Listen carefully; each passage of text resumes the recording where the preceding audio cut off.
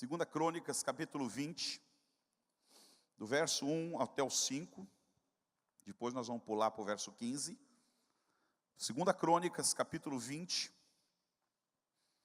do verso 1 até o verso 5.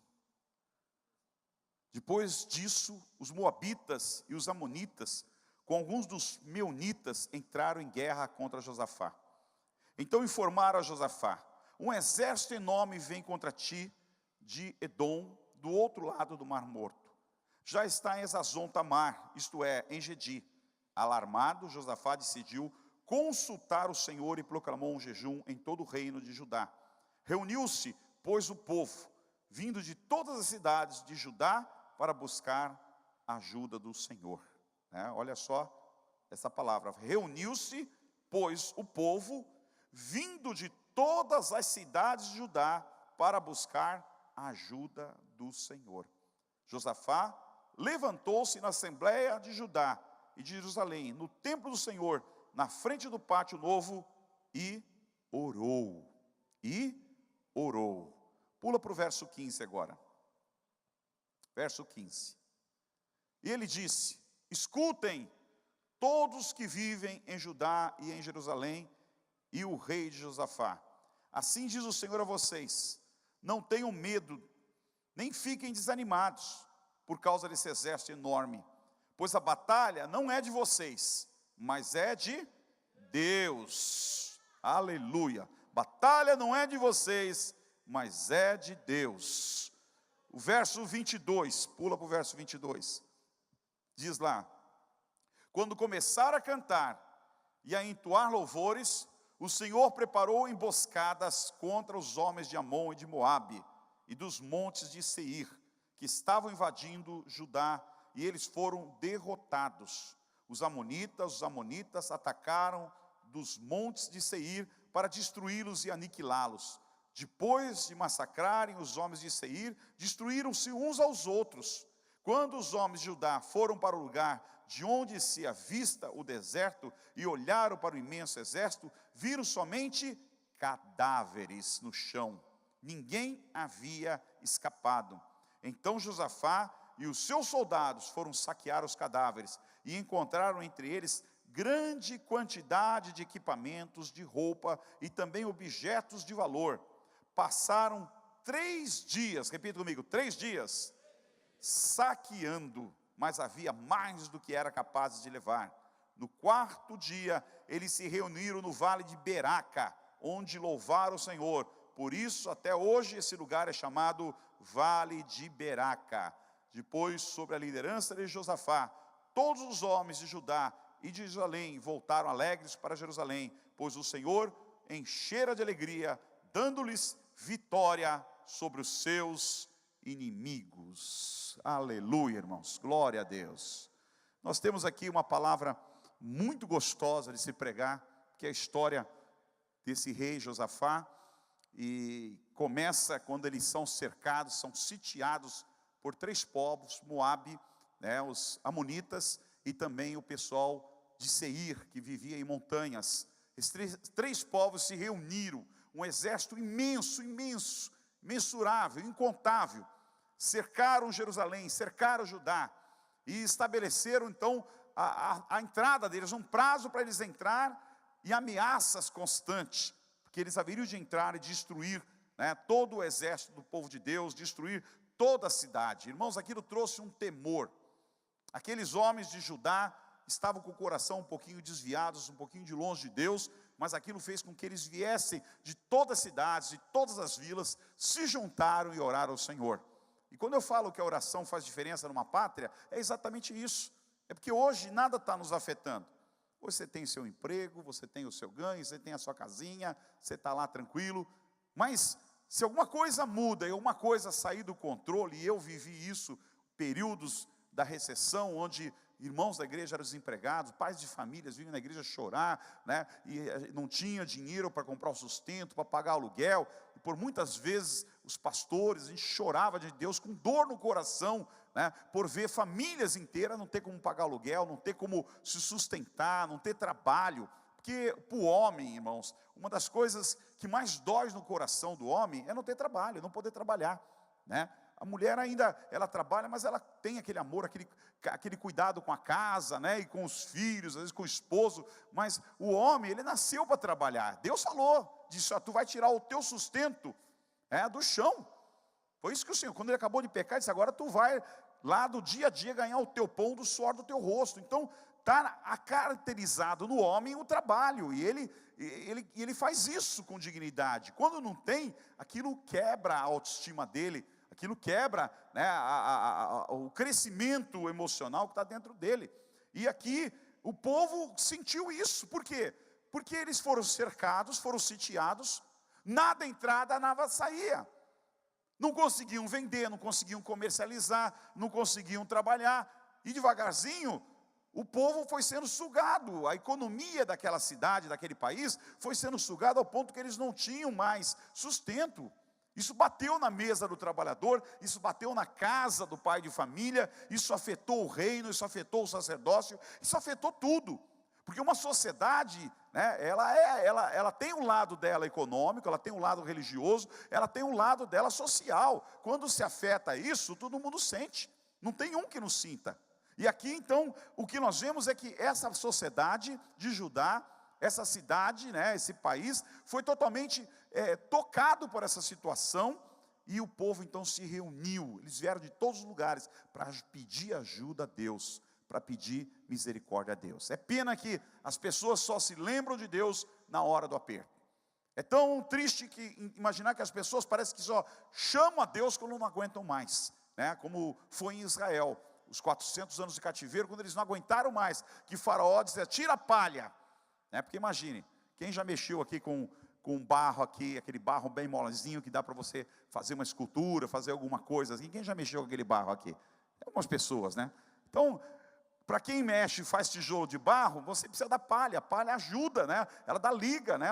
Ela fortalece o barro, ela é como uma armação para o tijolo. Aí o Faraó ficou tão revoltado, disse, tira a palha, agora se quiser eles vão ter que fazer tijolo sem palha. Meu irmão, é quase impossível. Quase impossível você fazer um tijolo sem palha. E aquilo multiplicou o trabalho, multiplicou a dor. E diz que o povo então clamou a Deus, e Deus escutou. Depois de 400 anos, Deus enviou um libertador para Israel. Aqui Josafá está passando isso. Pastor Jonas Eduardi, ele diz num dos seus livros o seguinte: Deus costuma mostrar ao ser humano a condição terrível em que ele se encontra antes de lhe dar consolo. Deus costuma mostrar ao ser humano a condição terrível que ele se encontra antes de te trazer consolo, libertação e cura. Às vezes, irmãos, nós temos que enxergar a situação que nós estamos vivendo. Porque enquanto nós não enxergamos, nós não clamamos a Deus.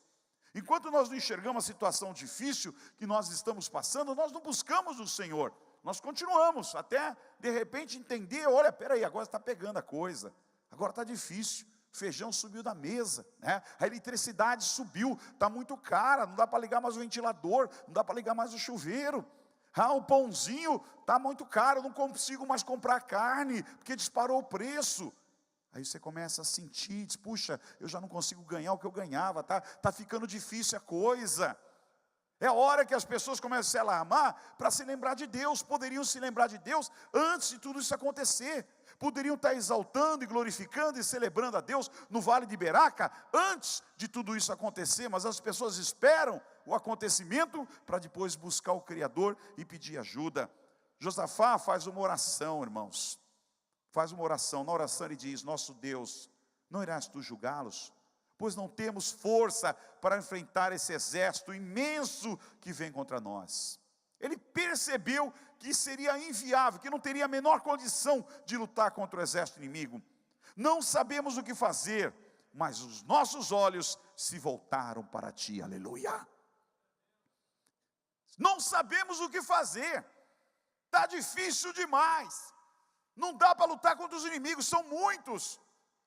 Não temos a saída, não temos remédio, não sabemos o que dizer. Mas uma coisa, volte seus olhos para o Criador, irmãos. Isso é suficiente. A palavra de Deus diz, agrada-te do Senhor, e Ele satisfará os desejos do teu coração, aleluia. confia nele, e o mais ele fará. É momento de colocar os nossos olhos no Senhor dos Exércitos, e clamar a ele, e deixar a mão dele, porque ele agirá, aleluia.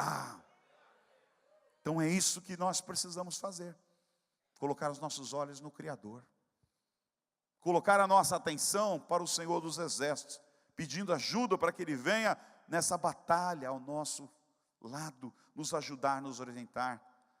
O escritor John Beride diz: todo declínio espiritual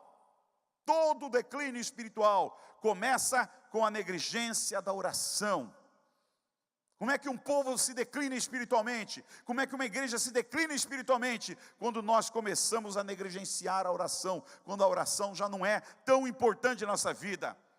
Nenhuma oração, nenhum coração pode desenvolver-se bem sem muita comunhão íntima com Deus. Não existe nada que possa compensar a falta da oração na nossa vida. Não tem nada que possa compensar a falta de oração. Como você imaginar, o teu corpo precisa de carboidrato, o teu corpo precisa de proteínas, o teu corpo precisa de água.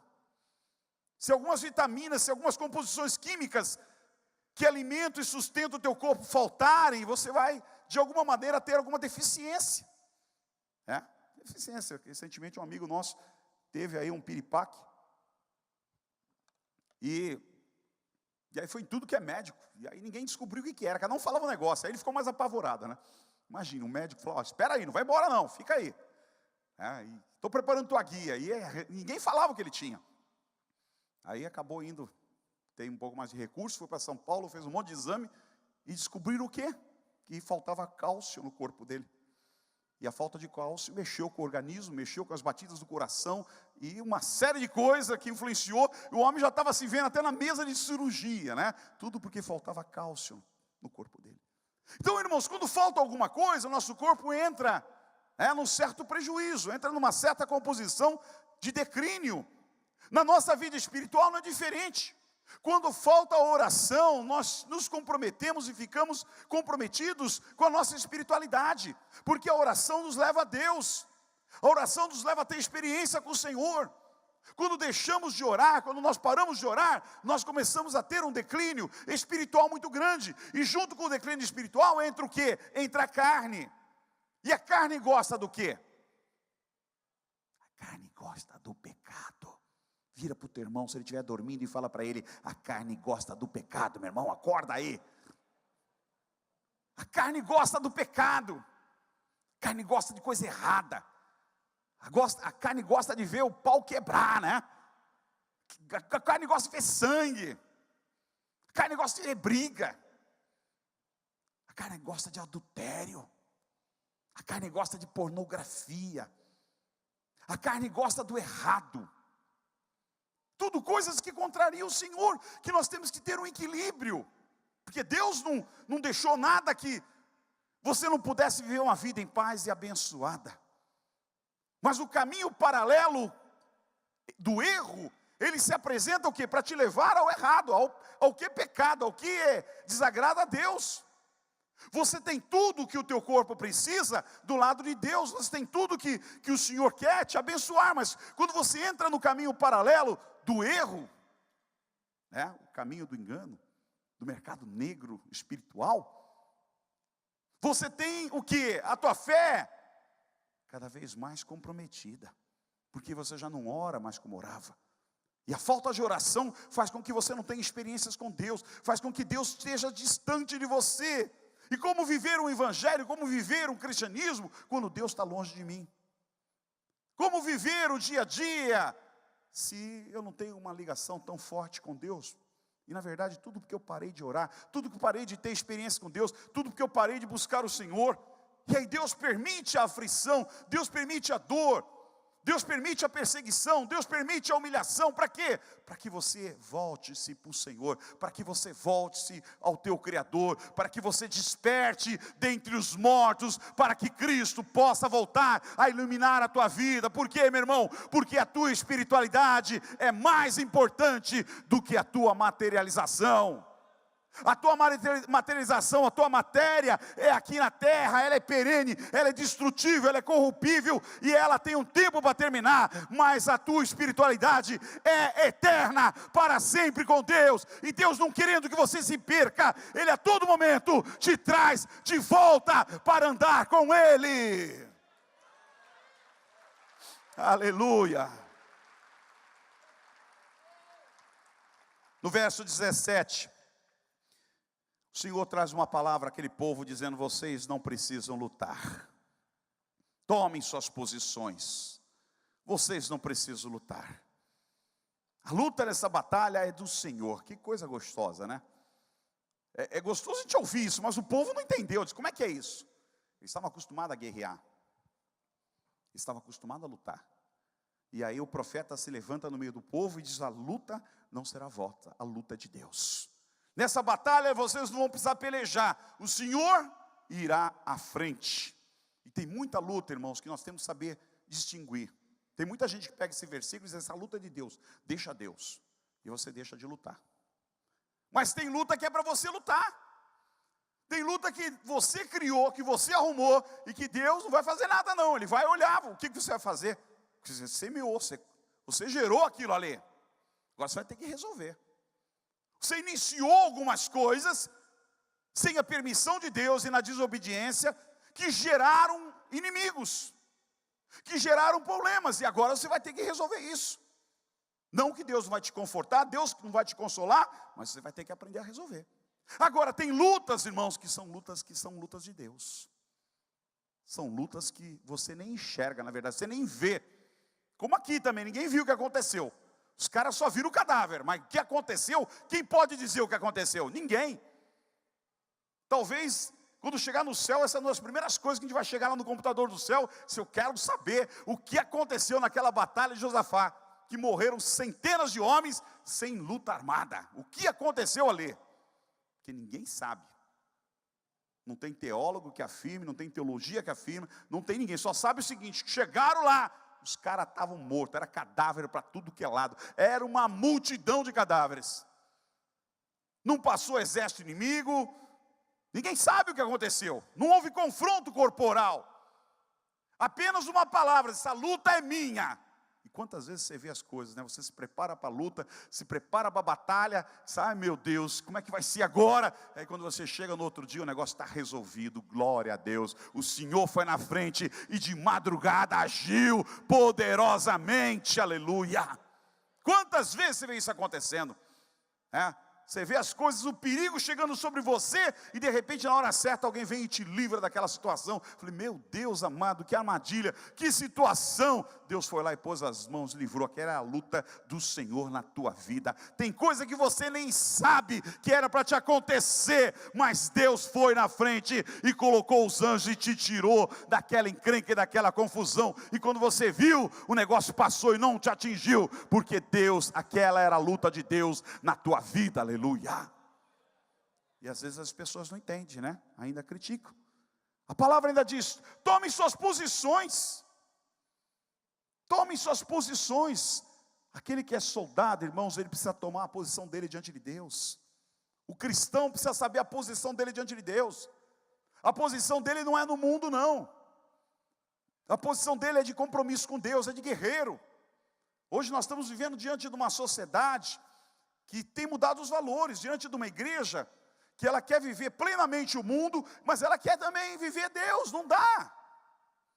As pessoas não entendem, não. A palavra do Senhor diz, Jesus dizendo: não dá para servir a dois senhores. Não, mas eu gosto, eu amo o mundo, sabe? Eu também gosto da igreja, é uma maravilha estar na igreja, ouvir a palavra, receber a oração, cantar. Ai, que bem que me faz. Mas eu quero viver plenamente o mundo também. E você tem que escolher. Porque Jesus diz: não dá para você agradar os dois senhores. A palavra do Senhor diz que o mundo é inimigo do Senhor. Aquele que ama o mundo, o amor do Pai não está nele, meu irmão. Você tem que compreender isso. Nós podemos viver no mundo como nós estamos vivendo, mas nós temos que ter cuidado com influências, com coisas que afetam a minha fé e que desagradam o Criador. Como é que eu tenho que saber? Eu tenho que conhecer a palavra. Foi isso que Davi disse, o salmista Davi diz, guardei a tua palavra no meu coração, para não pecar contra o Senhor. Eu só sei quando eu peco, quando eu conheço a lei, quando eu conheço o ensino. Então essa luta é do Senhor. Tome as suas posições, estejam firmes, permaneçam firmes, compromissados. Não desanime, irmão. Ninguém sabe a hora, imagina se aquele povo se entregasse. Eles estavam tão desanimados ali, estava todo mundo jururu, aceitando a derrota, até que alguém se levantou e disse, gente, nós temos Deus do nosso lado. Às vezes alguém tem que lembrar isso, sabia, meu irmão? Alguém às vezes tem que lembrar isso para você, quando você está desanimado, você que está numa semana de desânimo, você que entrou aqui jururu, humilhado durante o dia, alguém tem que lembrar você, nessa noite, Deus está do nosso lado, amém? Vira para o teu irmão, toca nele e fala, meu irmão, Deus está do nosso lado, celebre a Deus por isso, você não está sozinho.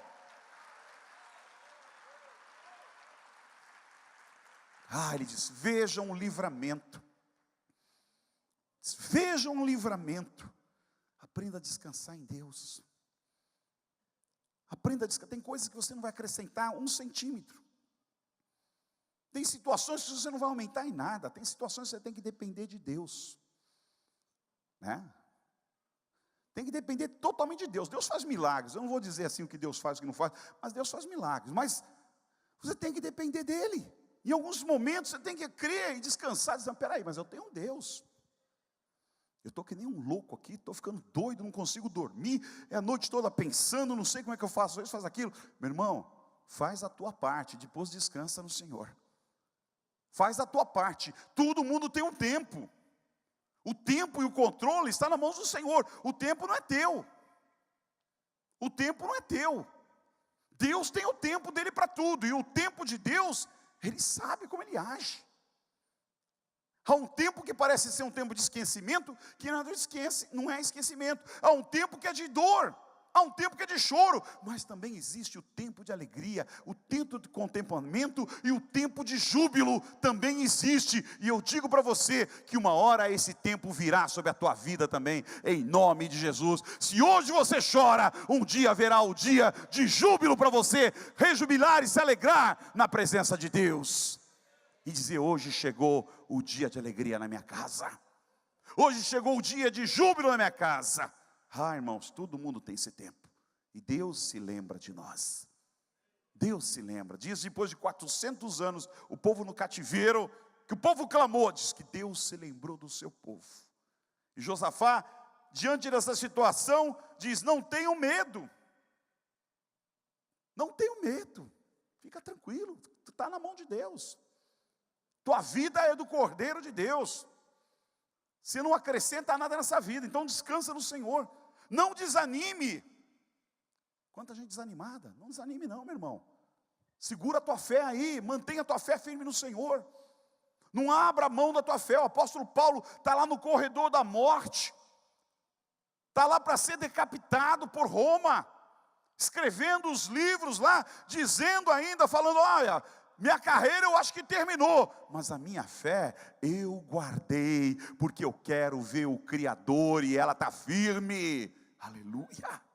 Não desanime, se mantenha firme em todos os momentos, irmãos, que Deus sabe o que faz, Deus está no controle. Saiam para enfrentá-los. Por isso Jesus vai dizer, agora é hora de sair para enfrentá-los. Tem um momento que você tem que sair, tem que ir à batalha, tem que enfrentar o inimigo, tem que ter coragem para se posicionar, tem que orar, tem que buscar o Senhor, tem que ter uma palavra de fé, irmãos. A palavra de Deus faz muita diferença na nossa vida. A palavra de Deus muda a história, muda pessoas. Josafá e o povo puseram o rosto em terra. Todo mundo foi orar ali, todo mundo se ajoelhou, todo mundo colocou o rosto na terra, para clamar ao Senhor. Em adoração eles clamaram, pedindo ao Senhor que Deus fizesse um milagre, levantaram um grande e alto louvor ali. Eu me lembro, o pastor João pregou aí outro dia, acho que na quinta passada, e ele falou de uma cidadezinha que nós tivemos há muitos anos atrás, há 22 anos atrás, no sertão da Bahia, em Liso e Medrado. E eu me lembro que nós chegamos lá, era uma miséria total. Nós levamos comida lá, e a gente está acostumado aqui no Sudeste, você chegar na casa de alguém, a pessoa te oferece um cafezinho, né? Mas até um lanche, e eles sabiam que a gente ia. Eu imaginei, bom, deve ter preparado um almoço, é normal isso, né? Você vai trabalhar num lugar, as pessoas vão te receber, você chega lá, tem um almoço, tem um lanche, tem uma comida, né? A gente veio de viagem. Nós chegamos lá, imaginamos isso, e na verdade deu 1h da tarde nada, tá todo mundo morrendo de fome, disse, não vai sair nada daqui não, o que está acontecendo, né? Aí alguém chegou no meu ouvido e ainda falou assim, lá do pessoal deles, pastores, vocês trouxeram comida? Eu falei, como? Vocês trouxeram comida? Eu falei, não, tem mantimento no carro. Então, porque esse povo aqui está tudo esperando a comida que vocês vinham trazer. Aí, quando eu quase caí para trás, tinha umas 30 pessoas lá. Como? Essas pessoas vieram aqui para comer. Eu falei, não, comer?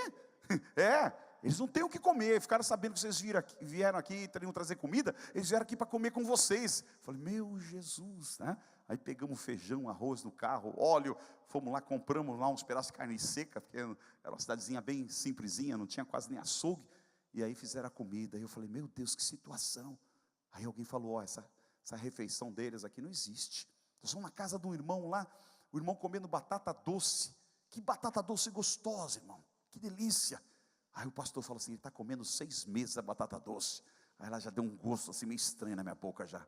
Eu fiquei imaginando batata doce no almoço, batata doce no café da manhã, batata doce no cafezinho da tarde, batata doce na janta. Aí no outro dia batata doce novamente. Aí eu já ia olhar para ela e dizer, novamente você está aqui? E ela no almoço e na janta. E aí no terceiro e no quarto, 180 dias comendo batata doce no almoço, no jantar e no café da manhã. Eu fiquei pensando, meu Deus, Senhor.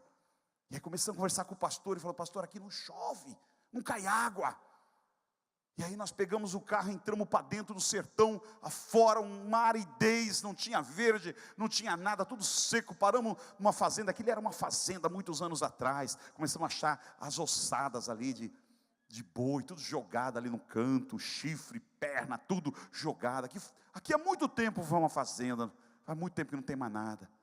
E aí nós dobramos o joelho e começamos a orar. E quando eu li esse texto aqui, eu me lembrei, se eles puseram o rosto em chão, e clamaram ao Senhor, e nós pusemos o rosto no chão, naquele pó, né? E começamos a clamar, Deus perdoa os pecados dessas pessoas que moraram aqui. Eu não sei o que aconteceu aqui, mas a gente tem tanta chuva para lá, por que a chuva não pode vir aqui, Senhor?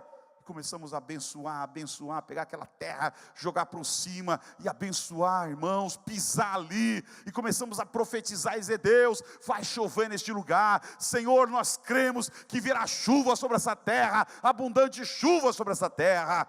Irmãos, nós ficamos ali três dias, toda vez que a gente falava que ia chover, alguém falava que não ia chover, que era assim mesmo, ficava nublado, é assim mesmo, estou um barulho até de trovoada. As pessoas, não, é assim mesmo. Aí chegou uma hora, dá um tempo, chega, né? Vai chover e pronto, para de contrariar. Mas que gostoso. Saímos de lá 4 horas da manhã, debaixo de uma abundante chuva. Chuva, irmão, que não dá nem para dirigir, de tanta água que caía naquele lugar, para a glória do Senhor Jesus, aleluia. Vamos aplaudir o Senhor, isso é coisa de Deus. Isso é coisa de Deus. Voltamos 1 ano depois, 1 ano. E 1 ano depois, nós nos perdemos no sertão. Como é que se pode se perder numa cidadezinha de uma rua só? Se perdemos. Você anda em São Paulo, em tudo que é beco, tudo que é buraco. No Rio de Janeiro, viaja o Brasil todo. Fora do Brasil, eu dirijo também. Só não dirijo no Peru, onde está o Roberto. Lá não quero nem saber de carro, né? Aquele trânsito é louco. Eu disse, não, aqui eu quero táxi, longe. Mas, irmãos, chegamos lá, se perdemos. Não achava. Falei, meu Deus, mas não tem nada disso, entramos no lugar errado. Sabe por que nós perdemos?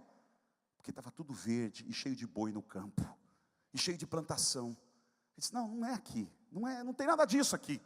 E aí depois de muito tempo, 2 horas rodando, nós conseguimos chegar na casa de um irmão, e ele disse, olha, é aqui, nós temos uma surpresa para vocês. Quando nós chegamos na casa daquele irmão, sabe quem estava lá para nos receber? Até o prefeito da cidade, para agradecer, dizer, olha, desde que vocês pisaram aqui e oraram, naquele ano foi um ano diferente, caiu tanta água, e olha a fartura, aquele irmão estava trabalhando, a família trabalhando, puseram uma mesa assim, irmãos, eles não tinham feijão e arroz a primeira vez, agora tinha uma mesa nos esperando de comida ali, para a gente comer com eles. Fomos na casa do irmão da batata doce, aquele irmão da batata doce, ele pôs 4 tipos de carne na mesa para nos receber. Deus abençoou tanto aquele homem, sabe o que ele fez? Ele construiu do dinheiro dele, do bolso dele e na mão dele, construiu uma igreja, fechou e disse assim, essa igreja só vai ser inaugurada quando os pastores, falavam assim, quando os pastores de São Paulo chegar aqui, quando eles chegarem aqui nós vamos inaugurar a igreja. E o dia que nós chegamos lá, ele abriu a igreja e fizeram a inauguração da igreja, irmãos, que ele construiu no terreno dele, com o dinheiro dele, com as forças deles, para honrar a Deus, porque Deus tinha abençoado muita vida dele naquele lugar. Ah, meu irmão, oração faz diferença, clamor dos céus faz diferença, palavra profética faz diferença na nossa vida. Aleluia! Essa é a importância de ter uma palavra profética do teu lado. Josafá se levantou e disse, tenham fé no Senhor, e vocês serão sustentados. Olha, durante muitos anos, eu me agarrei nessa palavra. Muitos anos, irmãos, que eu olhava assim, Deus, cada dia da minha vida eu dependo do Senhor, me ajuda. Eu olhava nessa palavra e disse, tenham fé no Senhor e vocês serão sustentados. Tenham fé nos profetas do Senhor e vocês terão vitória. Aleluia! Como isto é realidade, como isso é uma verdade. Então aconteça o que acontecer na tua vida, guarda este verso no teu coração. Tenham fé no Senhor e vocês serão sustentados. Tenham fé nos profetas do Senhor e vocês serão prósperos ou terão vitória para a glória do Senhor. O povo então saiu marchando, encheu o coração deles de alegria, e eles saíram marchando, cantando, começaram a cantar, a entoar louvores, a gritar, e a Bíblia diz que enquanto eles cantavam, eles marchavam, eles profetizavam, eles gritavam, diz que do outro lado, onde ninguém estava vendo, o Senhor colocou em emboscada, contra os homens de Amon, de Moabe, e na montanha de Seir, e diz que um começou a brigar contra o outro, e ninguém sabe o que aconteceu na verdade. A verdade é que no mundo espiritual aconteceu alguma coisa. E o povo só cantava, só obedecia. Estava pela fé. Ninguém sabia que estava acontecendo isso lá. Estavam tomando posse. Sabe o que é isso? É tomar posse da vitória, meu irmão. Quando tu toma posse da vitória de Deus, você não está vendo acontecer. Você está tomando posse. Mas em algum lugar está começando a acontecer. Em algum lugar a mão de Deus está começando a se mover. Em algum lugar Deus está movendo as pedras, Deus está movendo as águas. Em algum lugar, nos céus, na terra, alguma coisa começa a acontecer. E isso é profético. Você se lembra de Elias? Quando ele está lá no monte e ele fala para Acabe, vai embora para a tua casa, porque escuta o barulho de abundante chuva. Quantos anos não chovia sobre a face da terra? 3 anos e meio não chovia. E ele falou assim, vai embora para a tua casa, aparelha o teu carro, te prepara, porque eu escuto o barulho de abundante chuva. Na verdade, irmãos, não tinha chuva nenhuma, porque o Acabe deve ter feito também assim, cadê? Esse cara tem um ouvido de animal, ele escuta tudo. Porque o animal, ele escuta não sei quantas mil vezes mais do que o ser humano, né? O negócio, a trovoada está lá do outro lado, que ninguém escuta, o animal já está escutando. Pode ver, eu tinha um cachorro que era um animal mesmo, para descrever, a palavra mais certa. Quando ele começava a querer bater na porta, a ficar agitado, ele levantava e começava a rodar a casa assim, ficar agitado, já dar aqueles gritos, já querer entrar na porta, eu falava assim, vai chover, e é trovoada. E eu não escutava nada, mas porque ele já tinha escutado de longe, e aí dava 2 horas, meu irmão, era aquela turbulência de água, aquela tempestade, eu falei, meu Deus, o bicho escuta lá embaixo. Sabe, não foi isso não. O Elias disse, vai embora. Vai chover, não é porque ele estava com ouvido de animal, não. É porque o ouvido dele estava sensível à voz de Deus e à vontade do Senhor. Aquilo era profético. Quando ele está no monte orando e o homem vai 7 vezes, não vê nada. Quando na 7ª vez o homem volta e fala assim, e aí, tu viu alguma coisa? Ele diz, eu vi uma pequena nuvem no tamanho do mão do homem. Ele levantou, tirou o pó, disse, vão embora, porque vai cair uma abundante chuva. Irmãos, um pequeno sinal. Quando você ora, quando você profetiza, quando você clama, quando você busca, o pequeno sinal de Deus começa a se mover em algum lugar, que a água de Deus, a chuva de Deus virá sobre a tua vida. Aleluia. Aleluia.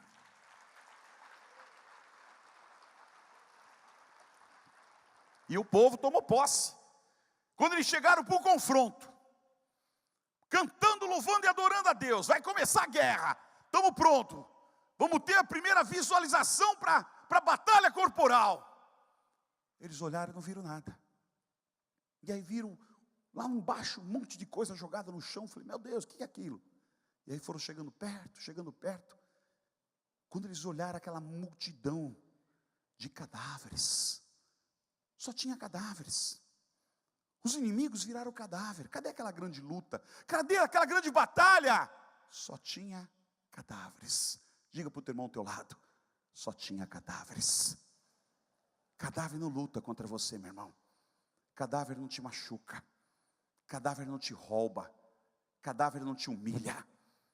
Deus foi na frente pela madrugada. Deus foi na frente nas horas que você não esperava. E o Senhor já foi lá agindo, aleluia. O Salmo 127 fala sobre isso. Que Deus dá o seu pão enquanto dorme. Enquanto nós estamos dormindo, quando você está dormindo, o sono do justo, tranquilo, sossegado, Deus está preparando o teu sustento para o dia de amanhã, aleluia. Deus está preparando a bênção que virá depois de amanhã. Deus está preparando a bênção que virá no outro ano. Deus está preparando o pacote abençoador que virá sobre a tua vida. Enquanto você dorme e descansa nele, Ele trabalha por você. Por isso que Jesus falou, aleluia. Jesus diz, meu Pai trabalha até hoje, e eu trabalho também. Quanto você dorme, quanto você descansa, Deus está agindo. Tira a aflição do teu coração nessa noite. Tira a humilhação do teu coração. Tira a ansiedade que está sobre você.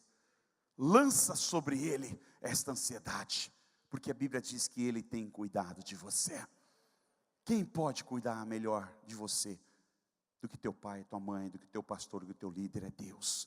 Então pega a ansiedade que está no teu coração, lança hoje nesse altar aqui do Senhor, joga o peso que está sobre você, joga a humilhação que está sobre você, joga a dor que você passou durante esses dias, joga diante dEle. Você que entrou aqui esses dias dizendo, puxa, sabe, eu estou pensando em desistir de tudo, não estou aguentando mais, está muito pesado, eu acho que Deus não me responde, meu irmão.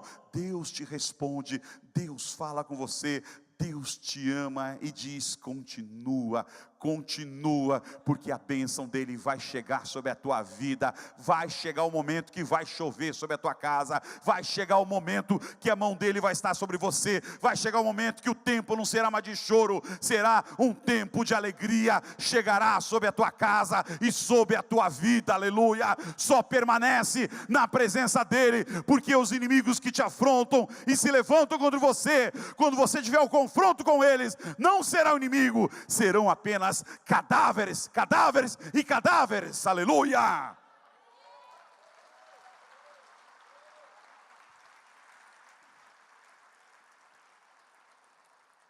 Diz o texto que eles chegaram lá para lutar e só viram cadáveres, e o povo foram saquear os cadáveres, e levaram 3 dias, repita comigo, 3 dias, irmãos, são 72 horas, para saquear os cadáveres, e tantos cadáveres que tinham, tantos bens. Diz o texto que havia grande quantidade de equipamentos, repita comigo, quantidade de equipamentos, roupas, objetos de valor, tinha mais do que era capaz de levar.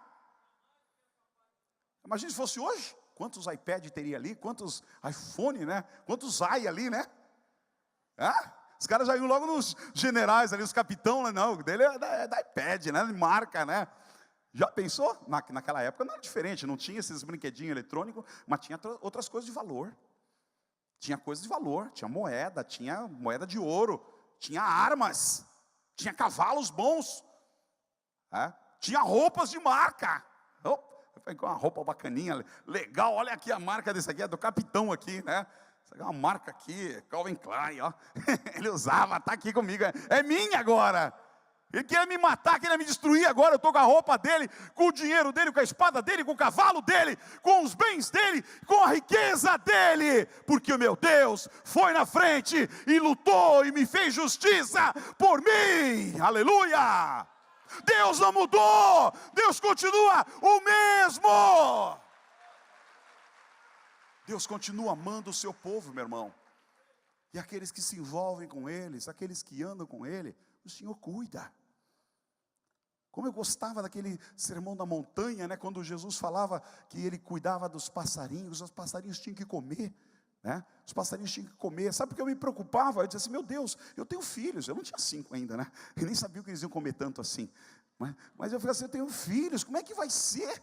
Eu estou no ministério, né? Eu dependo da obra de Deus, eu dependo do crescimento da igreja. Senhor, como é que eu vou alimentar meus filhos? Como é que um dia eu vou pagar o colégio para eles? Como é que eu vou vesti-los? Tudo era interrogação. E Deus falava assim, olha, os passarinhos do campo, os passarinhos têm o que comer, e eles não trabalham, eles não fazem nada, eles ficam o dia todo só voando e fazendo piu, piu, piu, piu, piu, piu, e voando, né? E fazendo filhotes por aí. Meu Deus, e eu trabalhava tanto, Senhor. E Deus olha os passarinhos. Meu irmão, nessa manhã, nessa noite, eu quero repetir isso para você.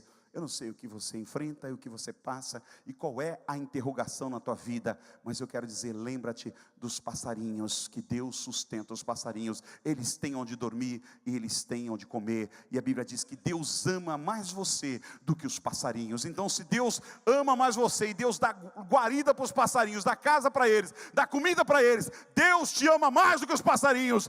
Deus te dará casa, Deus te dará comida, Deus te dará sustento e dignidade até o final, para a glória do nome dEle. Aleluia!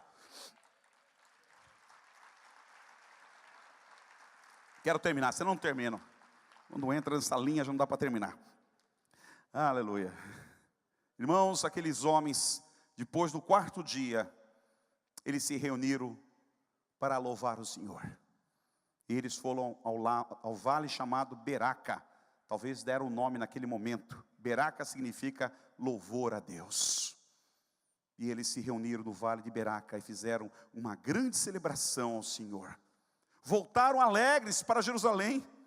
Diz que o Senhor os encheu de alegria. Foram ao templo com som de liras, de harpas, de cornetas, celebrar o Senhor com grande alegria, porque eles viram quanto Deus agiu. E diz que o temor de Deus veio sobre todas as nações em volta. Todo mundo estava em volta, ficou vendo. E quando souberam que o Senhor havia lutado com os inimigos de Israel, diz que veio um grande temor sobre todos, sobre o que Deus tinha feito. Meu irmão, fica na presença do Senhor. Continua na presença de Deus. Vale a pena. Escuta o que eu estou lhe falando. Vale a pena. Lá na frente, Deus vai julgar a tua causa. Dias depois, meses depois, o Senhor sempre estará com você. Vai cair 1000 ao teu lado, 10.000 à tua direita, mas tu não vai ser atingido. Você vai continuar marchando, e a mão de Deus vai estar sobre a tua vida, te justificando para a glória do nome dEle. Feche seus olhos, eu quero orar com você nessa noite, em nome de Jesus. Deus quer te levar ao vale de Beraca, para você também louvar com alegria. Eu quero orar por as pessoas aqui, que estão aqui, sabe, que estão passando talvez uma grande humilhação na vida nesses últimos meses, ou talvez até nesses últimos dias. Pessoas que estão vendo os inimigos te cercando, te espreitando, querendo roubar, tirar, esmagar. Isso está doendo na tua alma, está doendo em você. Eu quero orar com você aqui, com a igreja do Senhor, em nome de Jesus, nesta noite. Eu quero chamar você para frente, em nome de Jesus, para você vir trazer aqui a tua ansiedade e lançar no altar de Deus. Todo o peso, todo o fardo, toda a ansiedade se lançar diante de Deus. Eu não sei, irmãos, quando Deus vai entrar na tua luta. Eu não sei quando Deus vai entrar na tua batalha. Pode ser amanhã, pode ser hoje à noite. Sabe, pode ser a qualquer momento. Mas também pode demorar. Pode levar um tempo e dizer, meu Deus, mas lança sobre ele a tua ansiedade.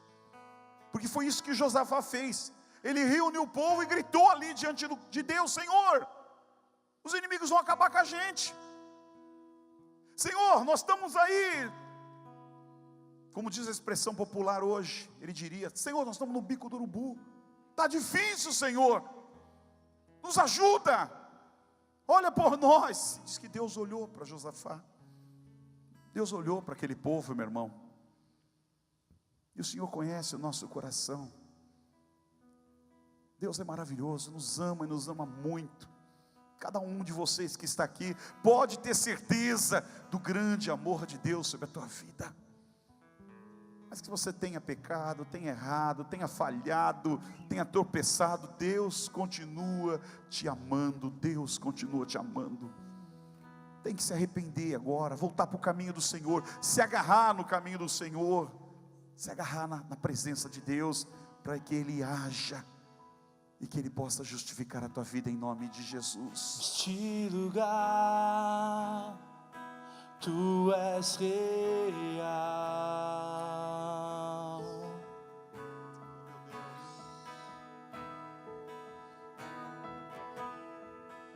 Vou me entregar totalmente.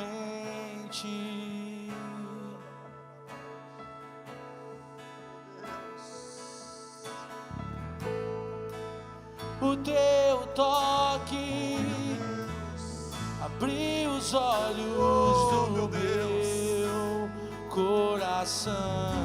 Oh, meu Senhor, E eu posso, oh, meu Deus de misericórdia, meu Deus de graça.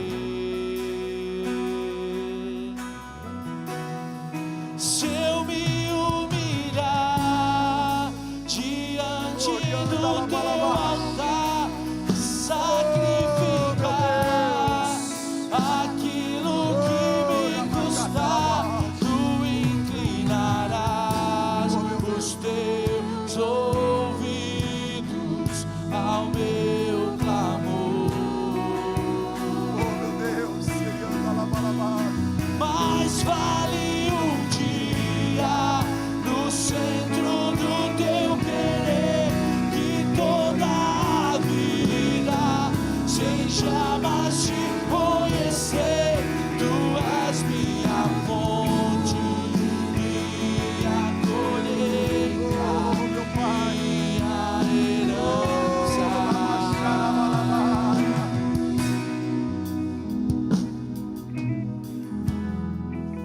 Neste lugar, Tu és real. Joga a tua ansiedade sobre Ele, lança o choro, lança a dor.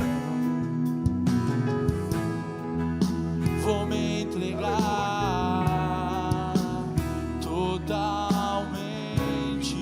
Joga toda acusação diante dEle, toda humilhação, clame. O teu toque Oh, meu Deus, abriu os olhos do oh, meu Senhor. coração.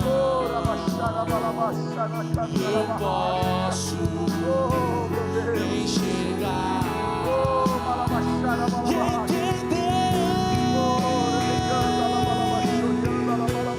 Se eu me humilhar diante do teu altar e sacrificar aquilo que me custar, tu inclinarás os teus ouvidos ao meu clamor. Mais vale um dia no centro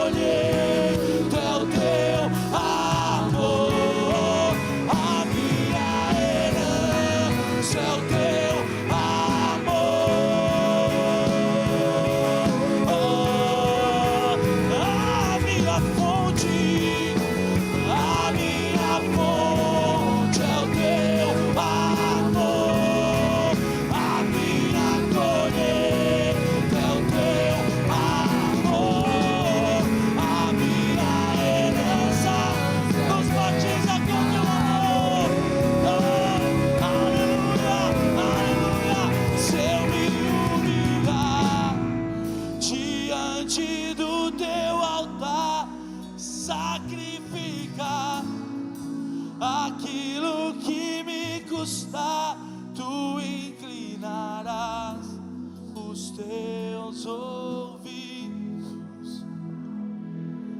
Eu creio, Jesus. Pai, nós estamos na Tua presença, nós nos humilhamos diante do Senhor nessa noite. Que o Senhor visite o Teu povo, como Tu visitaste Josafá naquele dia e todo aquele povo, Senhor, que passaram uma aflição tão grande, mas depois viram Tuas mãos no final lutando por eles, Deus, e ainda, Senhor, ainda de livrá-los do inimigo, ainda de livrá-los, Senhor, do ataque massacrador daquele inimigo. O Senhor ainda deu a eles, Senhor, fartura durante 3 dias, que colheram tantos frutos que não esperavam, Senhor. Isso é graça de Deus, isso é bondade, o Senhor é assim.